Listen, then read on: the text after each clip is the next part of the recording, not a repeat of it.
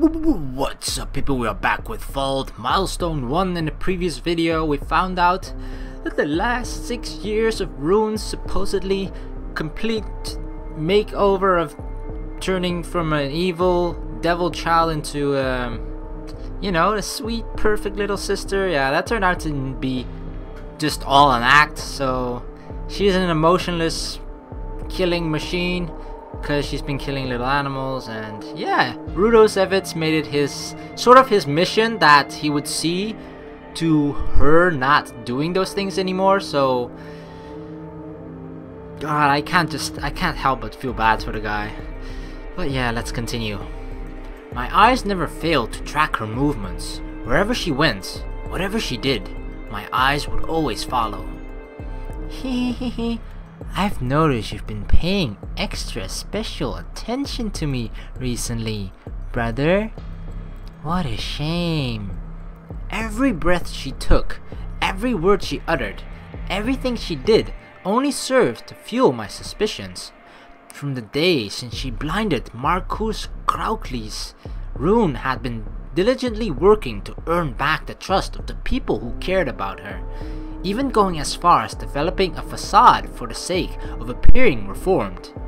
How blind we all were. Brother, I think it's time I conclude this little game of ours. Blinded by our desire to love Rune.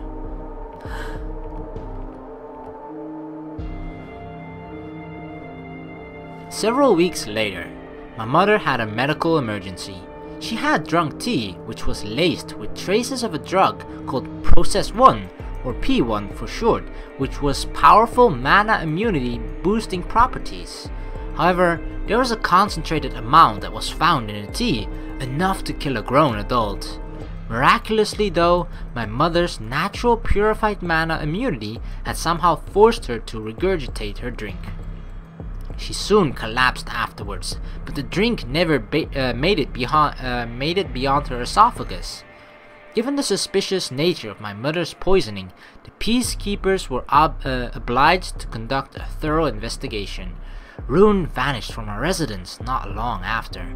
Several days after she disappeared, the peacekeepers discovered an empty Cephit's pharmacy labeled vial in Rune's room, and concluded that she'd been smuggling P1 from the local pharmacy. According to forensic experts, Rune had enough P1 to kill around 10 adults. Days after the peacekeepers discovered the vials of P1, several Cephit's Enterprise executives and business people from the Outer Pole were considered highly valued clients were reported to have died from P1 poisoning. Upon learning of the compatriots' deaths, the client's company, based in the second sector of the Outer Pole, called for a cessation to talks between themselves and Cephit's Enterprise. This was a severe setback for my father, who devoted 4 years to planning an expansion into the second sector. Finally, the very next day, following the mass poisoning, a cargo ship pulled into the seaport near Arcadia and unloaded the body of my little sister. We had an autopsy conducted the same day and discovered overwhelming amounts of colored mana which had oversaturated and overtaken her body's purified mana production capabilities. The official cause of death was ruled as mana shock. Our inherent mana deficiency leads our bodies to treat natural mana as poison. Thus, any attempt to leave the Outer Pole for a locale rich with mana will result in a slow, agonizing death. Even Rune would know this, which led me to believe that she couldn't have attempted to leave the continent willingly. The peacekeepers had little to go on for where Rune was found at sea, the events leading up to her death, and everything. They closed the matter, and it's remained unresolved to this day. What was my little sister trying to do? Was someone out to kill her? At the time, all I had were questions with nobody around to answer them, until I observed the fallout of Rune's death. Upon learning of her daughter's death, my mother's indomitable spirit finally broke, and she sank into a deep depression. She refused to eat anything. 9 months later, my fragile mother, Eileen Zevitz, passed away.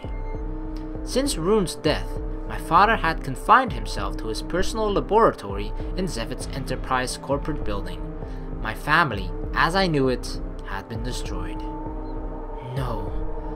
My family was destined for self-destruction. From the moment that Rune was born into this world, I finally realized the truth. Ever since Rune assaulted Marcus Krautlis, she had been biding her time and blinding us to her ultimate act of destruction. Rune Zevitz, the stigma of the Zevitz family, wove a beautiful, deceptive web of affections and promises for 6 years and swatted it all away in one fell swoop, revealing the truth in all of its terrific splendor. In order to thoroughly and effectively destroy the family that loved their wild child daughter, despite all her shortcomings, Rune Zevitz committed suicide. Why couldn't she accomplish the exact same task without killing herself? Because Rune Zevitz was death incarnate, and my dearly departed sister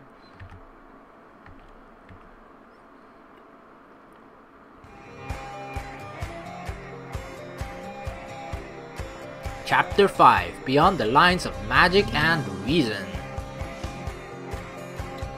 Alright, we are back at Abel's Tavern with Ritona. So, oh yeah, this is Albas Folster, right? Pardon me, you wouldn't happen to be Albas Folster, would you? Have we met?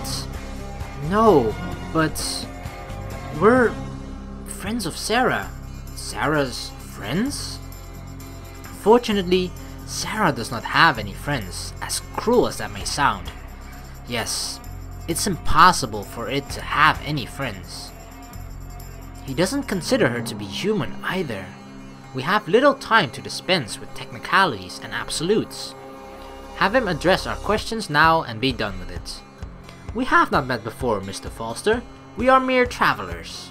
When you arrived here yesterday, Sarah went all out of her way to accompany and guide us around this beautiful city. Although she may be a complete stranger, we are both quite fond of her. But yesterday, we learned that she was apprehended for offering charity to us from the mana mine of your employer. The head of Zevitz Enterprise personally informed us of his decision to follow through with her punishment. Rudo did inform me that he had prior business to attend to before yesterday's board meeting, so he spoke with you about Sarah. Mr. Folster, if you could spare a moment of your time, we would greatly appreciate it. We have so many questions. Unfortunately for you, other matters have left me destitute of all available time. While you may have a multitude of questions concerning a subject proprietary to our company, I am not at liberty to share such detail with any... I hate to interrupt, but I thought you should know that when we first met Sarah, she introduced herself as Rune to us both. It did what? You mean to tell me it couldn't be? But how? This seemingly gentle but unexpectedly tight-lipped individual suddenly began stammering his sharp speech. His reaction is similar to Rudo Zevitz. Is Rune coming back to life or something? Or was she just pretending to be dead and then now she's like, yeah, I'm back? I don't know. This is holy crap. Like both of the supposedly closest people to her, if she were still to be alive, have no idea about it. So obviously if they have a reaction like this, it means that whatever, if she is really back alive or something or whatever, that they weren't aware of it either. Both Rudo and Albus. I suppose anyone involved with Sarah would react the same way. Thank you for the nudge, Selphine. Now it's my turn to follow through. I give you my word, Mr. Folster. If this matter does not pertain to you specifically in any way, we will take our leave. But if it does, I implore you to assist us in our plight. We need you to help us fill the gaps of the jigsaw puzzle known as Sarah. Please share what you know. then I suggest we take this conversation elsewhere. Progress! At last! Our lodging is near the outskirts of the city. Would that be an appropriate setting to resume this conversation? Is it just the two of you? Yes. Why? Do you not feel that it would be rather thoughtless to return to your lodging with a grown man, especially at this hour? Why did he bring attention to that matter himself? What the hell? Thoughtless? Whatever might you mean? I do not believe that gender plays an especially important role in the company we keep, regardless of the hour of the day. I suppose this may be considered a difference in cultural perspectives, for sure. Nevertheless, I must decline your proposed locale. I suggest we move to the water fountain in the central district. Haha, I gotta be on Albus' side though, it looks kinda weird, right? The two little girls invite over an old guy in the middle of the night. It's a little strange, although I would consider him a pretty lucky bastard if that was actually the case that what we're all thinking of, but that's obviously not the case, so I think in everyone's best interest, it's best to just meet at a quieter but still local open space. There will be a residual presence of people there, but it will be far easier to conduct a conversation without the noise of the tavern. I will meet you both there later. I must first finish my meal and humor that sneering waiter near the counter. Contrary to appearances, he's frustratingly forward. Selphine? What's the matter? I have a feeling that this locale may be under a what? I know it's hierarchy, but then hierarchical? I think hierarchical system, where men are mainly in dominant positions of power. That couldn't be right. Personally, I find it hard to believe that they could have this advanced a civilization in such a hierarchy, or if such a hierarchy were in place. There's a chance though, Ritona. Without any skill in manacrafty or battlecrafty, men are physically more imposing than women. Rughzenhaide had a similar system in place long ago, before the advent of manacrafty. Androcentrism. This day and age has no place for such a senseless ideology. That would explain the tone of his response to our initial inquiry. Everything I learn about Cadia gives the impression that I could liken the daily drinking. Fantastic, then foul. Is something on your mind? Well, the thought of being a girl in that sort of system is just intimidating to me. The concept of violence is common in every culture, Selphine. But at least in Rughzenhaide, violence never stemmed from the ideology of chauvinism. I know that, but it's just...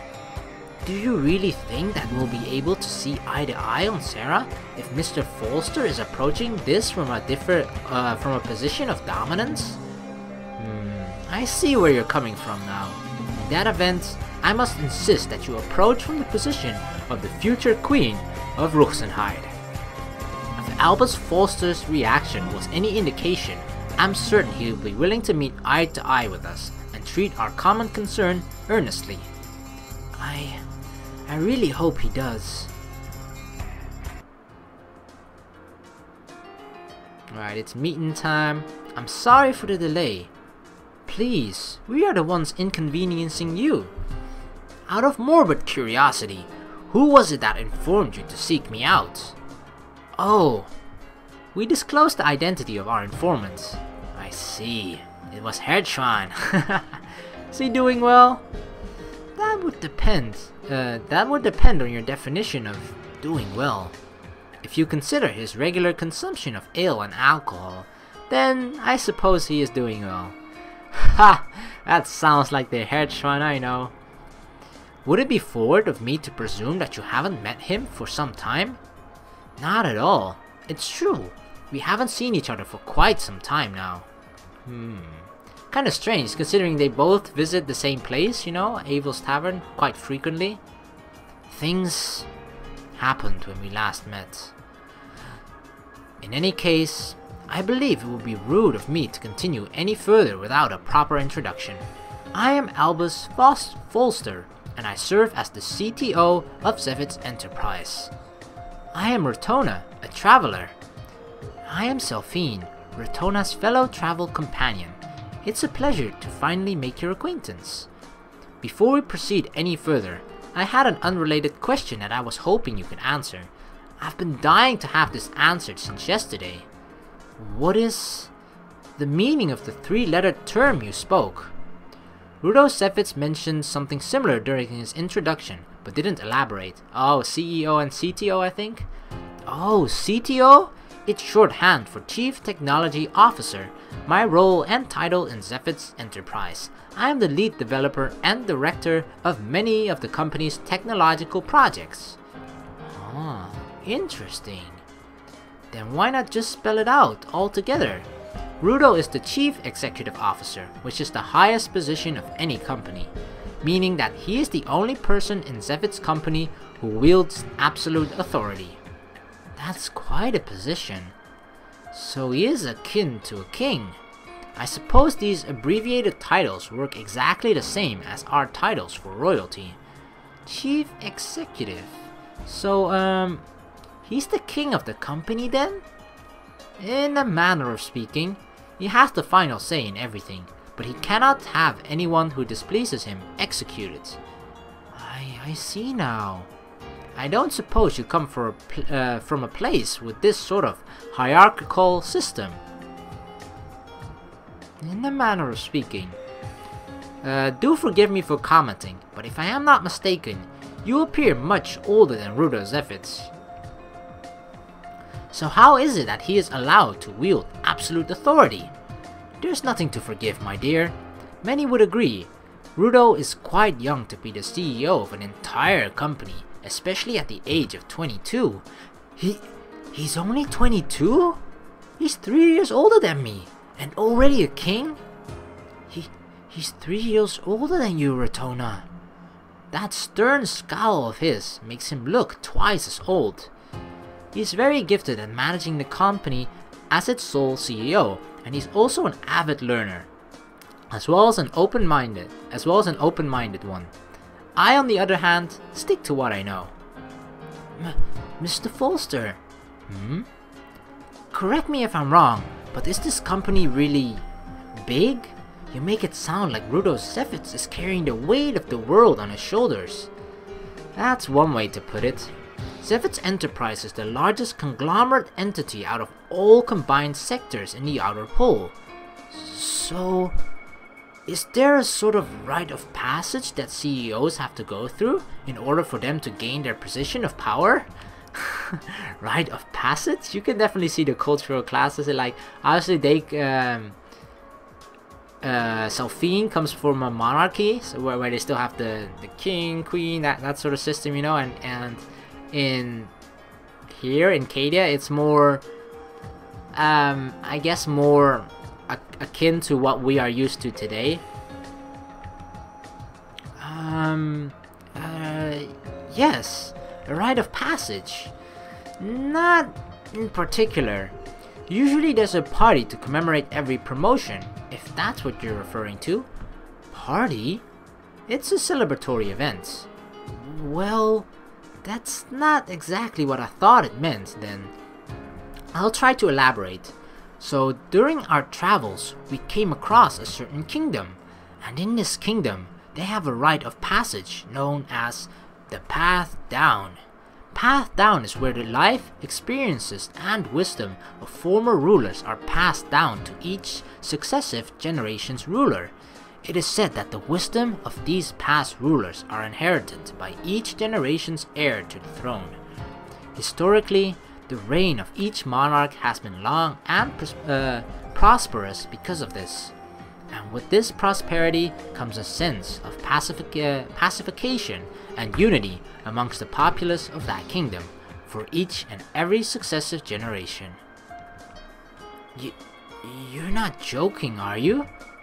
I am not, which is why I was curious as to whether or not the current ruler, I mean CEO, has undergone any similar rite in order to attain the power that he has now.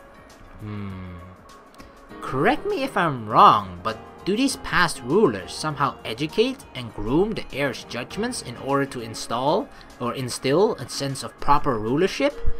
Through books, perhaps?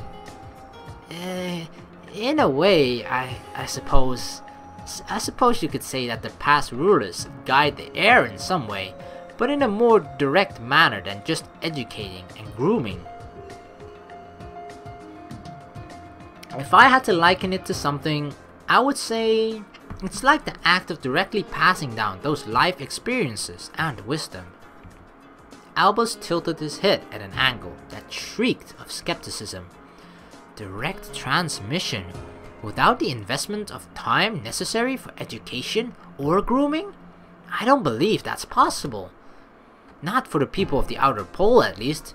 We can only express ourselves through actions and speech, but not through indirect means. And time is certainly a necessary factor for both. What you are suggesting is the direct and immediate transmission of life experiences and wisdom without recipients having experienced either themselves. And if I surmised your question correctly, Rughzenhaide did not undergo a rite of passage for his power. It's not possible for the people of the Outer Pole. Why would you ask such a question, Miss Selphine?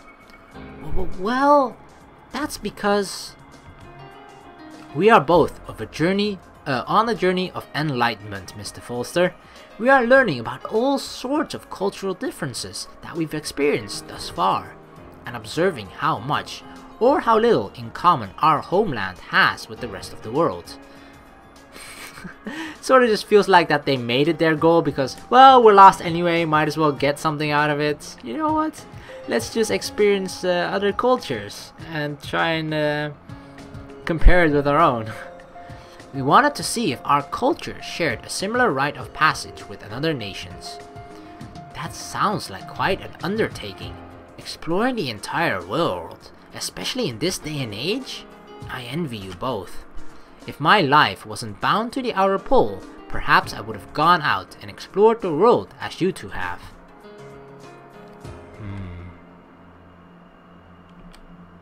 But I digress. Let's get to the meat of the matter, shall we? For confirmation's sake, the two of you audibly heard Sarah introduce herself as Rune, correct? Yes. Did you know the real Rune, Mr. Folster? Did I know her? Of course I did. I was like an uncle to her, and she was like a niece to me. I was a close confidant and good friend to both Rudo and Rune's father, Sid Sevitz. We both built Sevitz Enterprises from the ground up. Impressive. Albas Folster is like an advisor to the company's king. How did Hertzron ever come to earn the acquaintances of a man of such quality? Was he a good friend, Mr. Folster? Yes. He passed away 3 years ago. Of natural causes? His son is only 22 years old, so I would imagine he was at least middle-aged. That story takes some dedication to get through. Then, could you at least help us establish the relationship between Rune and Sarah?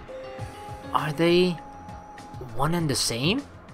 I agree, Mr. Folster. If you could offer your insight on this matter, we would be indebted to you. Can you please tell us everything you know about Sarah? Who is she, really? Is Sarah even her real name? Her real name? Uh-oh. What Sarah has is a unique keyword, in what you would normally presume as a name. I wouldn't classify the keyword as a name in a sense that parents would give to their children. Do you call her an object and deem her name as a keyword because she is bound and in servitude? I beg your pardon? As we stated before, we are travelers and are completely unfamiliar to the customs and practices of the Outer Pole. But from where we hail, the cultural practice of forced servitude and slavery has been reduced to a nightmarish myth that was practiced in the days of yore. That is the only logical conclusion that we have both reached, considering how both you and Rudosevitz regard Sarah as an object. I wish I could have seen where it was you both hailed from. I'm certain it is a beautiful and pure place. I apologize, but this is nothing but an unfortunate misunderstanding.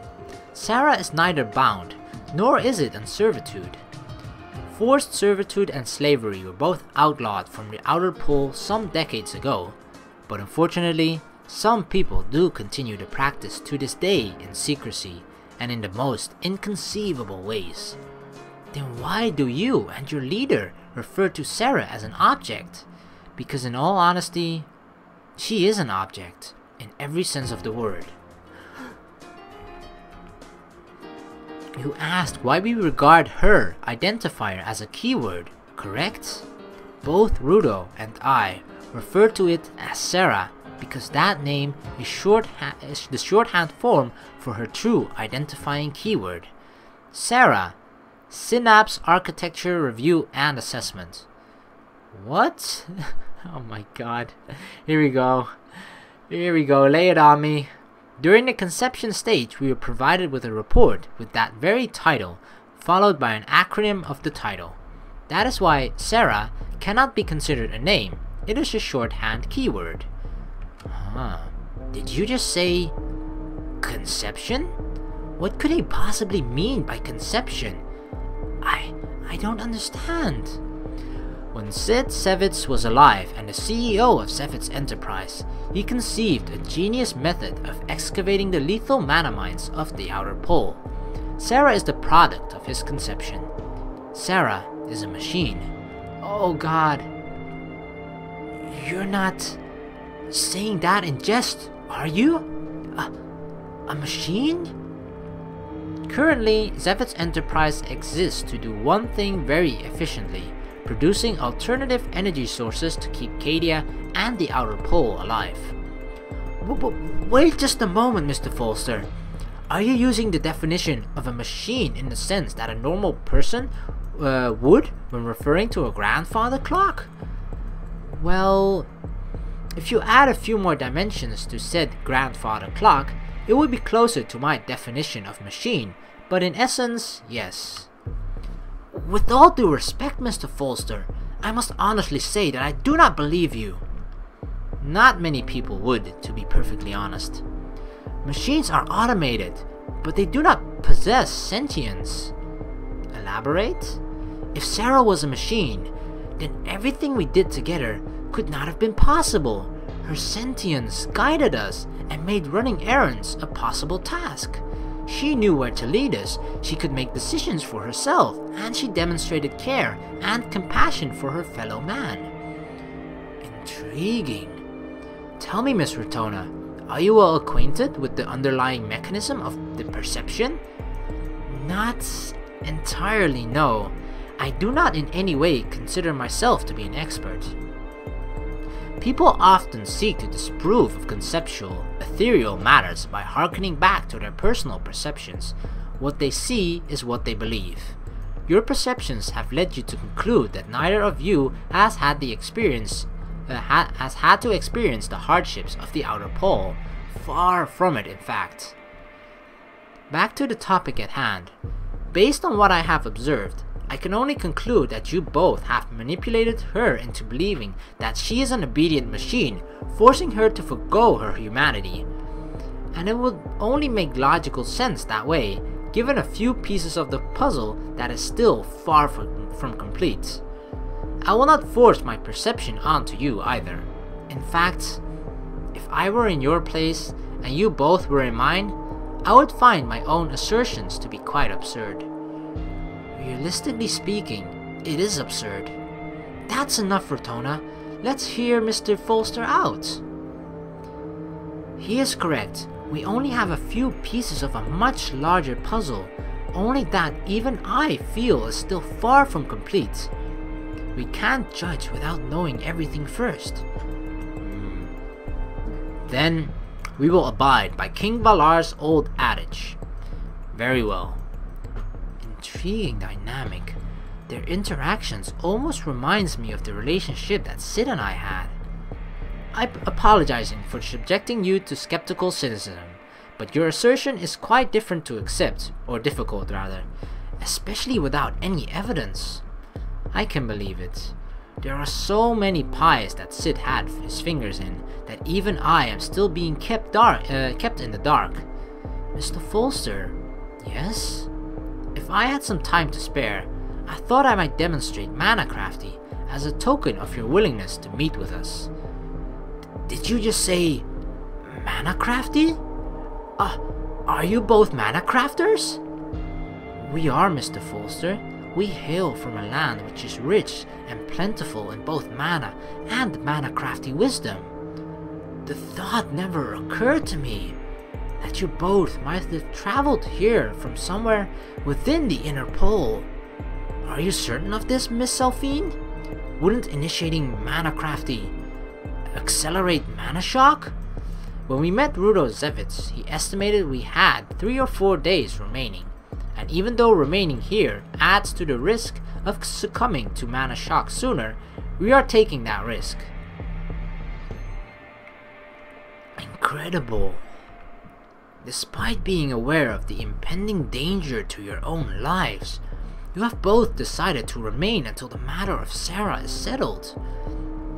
You both are even willing to divulge your backgrounds, which are nigh taboo to Cadians, to an utter stranger, for the sake of a machine. It wouldn't be fair for either of us to ask more of you without sharing a little something about ourselves. And I do appreciate the sentiment, make no mistake. Unfortunately, I am short on time and must regretfully decline your offer. I must prepare to be confined to my office for the remainder of this week and into next, starting tomorrow. There's much to be done in the little time I have remaining tonight as well. Oh? That won't be an issue. Casting this particular mana crafty will not leave you bereft of your remaining evening. Ritona serious? This will only take a few moments to cast. Huh? I'm not quite sure I follow. Casting? Will you be casting a spell on me? Please, Mr. Folster, we ask you to trust us. Just for a brief moment. When a stranger asks you to trust him, you'd never trust them. But in this case it's Ritona, however. We want to share and exchange information with you without taking up too much of your precious time. Oh, they want to do the... what is it called? I know what it's called, but I can't figure out the name. But basically, the thing that they were talking about, where they share information that's being passed down from air to air as well, in the Rughzenhaide region, without actually talking to each other. So they're basically just passing that knowledge on to each other. And I think they're trying to do something similar to see it from Albus's perspective, so that they know everything. If there's anything that you'd like to know about us, we can share it directly. I'd like to learn about our home. I'd like you to learn about our homeland, our culture, anything. It will take but an instant. An instant? Share directly? Before we proceed, it's like, you know, you link each other up with USB cables. Are you in any way interested in our proposal? I am. But there's really little time that I may spare. As much as I'd love to tell you both everything, the reality is that I'm under the constraint of time. Fret not, Mr. Folster. In a few moments, you will come to understand what this particular mana crafty does. Will you trust us, Albas Folster? Yes. Yes, I will trust you. Thank you so much for your understanding. Ritona, may I have a small stimulus? Your wish is my command. I didn't expect to garner a demonstration in mana crafty tonight. Strangely enough, I am simultaneously anxious and excited to be allowed such a rare opportunity. We'll fill you in on the details after we're all done. Okay. All alone? Selphine! A supple yet gleaming aura of mana enveloped Selphine. She's initiated the incantation interval and is concentrating our mana energies for casting Mana Crafty. The absence of ample mana streams to supplement and stabilize my purified mana is difficult. I never thought that the incantation interval would require my entire focus and drain me of stamina. How can Ritona craft her Transidian sword so effortlessly? I think I'm almost there. Selphine's eyelids parted ways, unveiling her pristine large eyes and blue irises. She's ready to cast her Mana Crafty. What's the meaning of this? Her eyes appear richer and more vibrant than before. The sheen of her blonde hair appears to be sparkling. Even her skin seems to be glowing. Is this all due to the magic of Mana Crafty? Are you ready, Mr. Folster? I am. Okay, then just bear with me for a moment. Selphine pressed her right index and middle finger together and lightly touched Albus's forehead. Are you okay, Selphine? The incantation period took a few moments longer than usual. Perhaps the lack of mana streams played a part in the delay. Yes, I haven't cast Mana Crafty in a very long time, so I'm trying to get acclimated again. You need not tense up your facial muscles, so relax and cast with confidence. Phew. Don't worry, Mr. Folster. I've only warmed up my body by initiating the incantation interval. Lovely. Here we go. Ritona. Go, Selphine. Whoa! Where am I? What is this strange sensation? I'm alive, and yet my consciousness, thoughts, everything feels ethereal and weightless. It's almost as if I've been sucked into a dark vortex. Mr. Folster, I have successfully cast my Mana Crafty and established a link between us. You're next, Ritona. Miss Ritona will cast Mana Crafty as well? Yes. Selphine only built the link between her and yourself, and I will bridge us all together. Our streams of consciousness will flow into each other's. Is that even possible? The bridge that Ritona is attempting to establish is part of the Mind Dive Mana Crafty. It is a type of Mana Crafty that falls under Com Crafty, that was the word I was searching for earlier, Com Crafty, which is mainly used to establish links between the conscious of one or more parties. How are you feeling now, Mr. Folster? I feel very strange. It almost feels like as if the noise from my surroundings is dying into an unsettling silence, as if I've been trapped inside a jar. And yet, I feel no discomfort, because I am not alone in this jar. I feel Selphine's faint presence, which is becoming more pronounced by the moment. You look ready, Ritona. Join in at any time. Understood. Bam! Look at this. All three in a dark, tiny space. I felt an additional presence join mine. Is this Miss Ritona? I am at a profound loss for words that can accurately describe the sensation. Now that we're all together, let's dive deeper. Where is this? Is this Laboratory 9? How is this even possible? We are now in the realm of media. Alright, I think I'm gonna have to end the video here because I have to run along, but holy crap. I still want to say that we've actually gotten a lot of answers in the last couple of videos, especially regarding Rune, but we still don't know exactly what Sarah is right now. We know that they refer to her, I mean, the way that they could refer to Sarah or / Rune as an object could be that because she's emotionless as well, right? But that would require for the real Rune to not be dead. But Sarah seems to be an entirely different being, and I think it's just based off of perhaps Rune's DNA in a sense, which is why she looks like Rune or something like that, because you definitely see the similarities, right, in their appearances. So oh my god, I don't know. I don't know. It's getting like when things become more clear, more unclear stuff keeps popping up as well. So holy crap. I mean, it's no surprise that there's actually a sequel to this as well, Milestone 2, because there's a lot of depth in this alone. So yeah, I'm gonna end the video here. Thank you very much for watching. Please like and subscribe for more, and I will see you in the very next video of Vault Milestone 1. Peace!